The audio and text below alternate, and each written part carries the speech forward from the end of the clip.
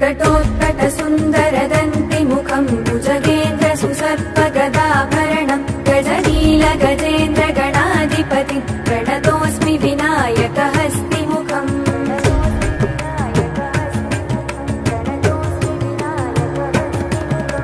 सुरसुर गणपति सुन्दरकेशं ऋषि गणपति यज्ञसमानं भव गणपति पद्मशरीरं जय जय गणपति दिव्य नमस्ते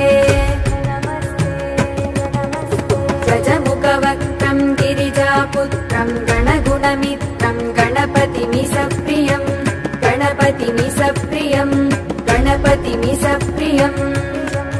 करधृतपरशुं कङ्कणपाणिं कपलितपद्मरुचिं सुरपतिवन्द्यं सुन्दरनृत्तं सुरचितमणिमकुटम् प्रणमतदेवं प्रकटिततालं षट्गिरितालमिदं तत्तत् षट्गिरिताल